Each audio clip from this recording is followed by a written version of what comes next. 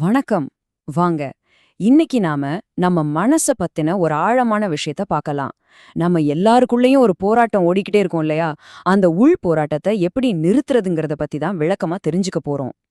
இது கொஞ்சம் யோசிச்சு பாருங்களேன். ரொம்ப ஆழமான ஒரு வரி இது. நம்மள பல பேர் இப்படிதானே வாழ்ந்துட்டு இருக்கோம்.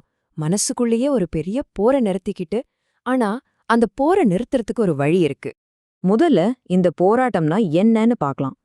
நம்ம மனசோட நாமளே சண்டை போடுற இந்த உணர்வு, மனுஷங்கிற முறையில நம்ம எல்லாருக்குமே இருக்கிற ஒரு பொதுவான அனுபவம் தான்.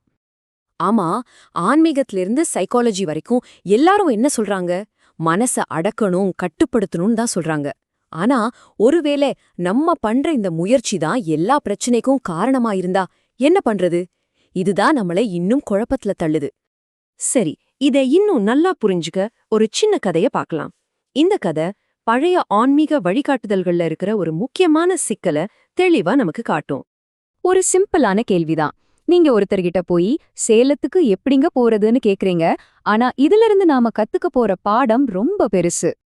இப்போ பாருங்க, உங்களுக்கு என்ன மாதிரி பதிலெல்லாம் வருதுன்னு.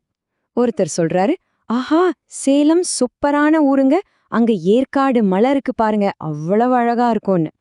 இன்னொருத்தர், மேட்டூர் டேம் அங்கதாங்க இருக்குன்னு சொல்றாரு. இன்னொருத்தரும், சேலம் மாம்பழம் சாப்பிட்ருக்கீங்களா, அப்படி ஒரு டேஸ்ட்னு சொல்றாரு. இங்கதான் விஷயமே இருக்கு. அவங்க எல்லாரும் சேலத்தோட பெருமைய பேசுறாங்களே தவிர அங்க எப்படி போறதுன்னு வழிய சொல்லவே இல்ல. அந்த ரூட் மேப்பை யாருமே கொடுக்கல. இது மாதிரிதான் ஞானிகள் பலரும் ஞானமடைஞ்சா கிடைக்கிற ஆனந்தத்தை பத்தி பேசிட்டாங்களே தவிர அந்த நிலைக்கு போறதுக்கான வழிய தெளிவா சொல்லல. வாங்க, இப்போ அந்த உண்மையான ரூட் மேப்பை பார்க்கலாம். ஸ்ரீ பகவத் அவர்கள் தன்னோட 40 வருஷ தேடலுக்கு பிறகு கண்டுபிடிச்சு அந்த மனசோட இயக்க ரகசியம் என்னன்னு தெரிஞ்சுக்கலாம்.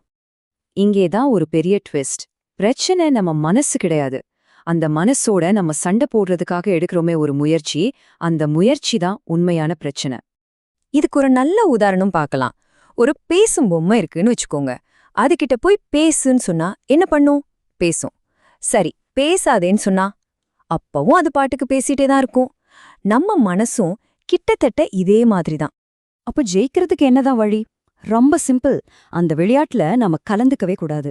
மனசு தானா பேசிட்டு இருக்கா, சரி பேசிட்டு போட்டோன்னு விட்டுடணும். அதை நிறுத்த முயற்சி பண்ணாம இருந்தாலே போதும்.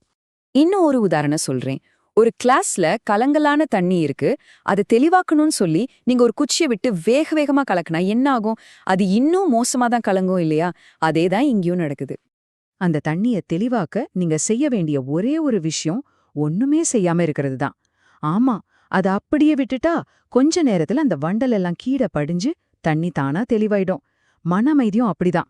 சரி, எண்ணங்களை அதன் போக்குல விட்டுடலாம். அப்போ உணர்ச்சிகள், கோபம், பயம், கவலை மாதிரி எதிர்மறையான உணர்ச்சிகளை என்ன பண்றது?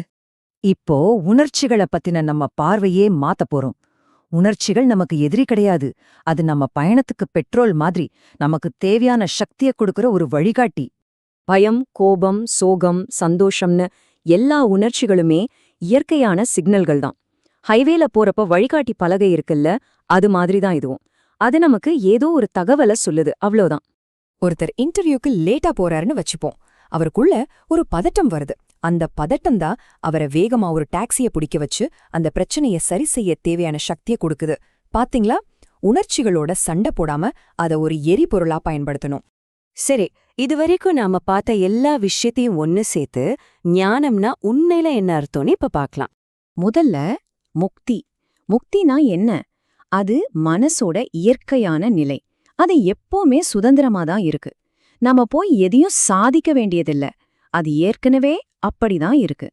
அப்போ ஞானம்னா என்ன? அது ஒரு நிலை கிடையாது. அது ஒரு புரிதல்.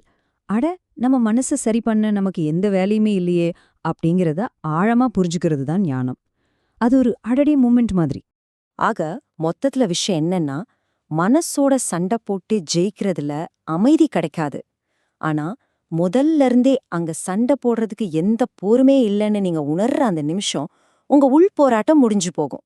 கடைசியா இந்த ஒரு கேள்வியோடு நான் முடிக்கிறேன்.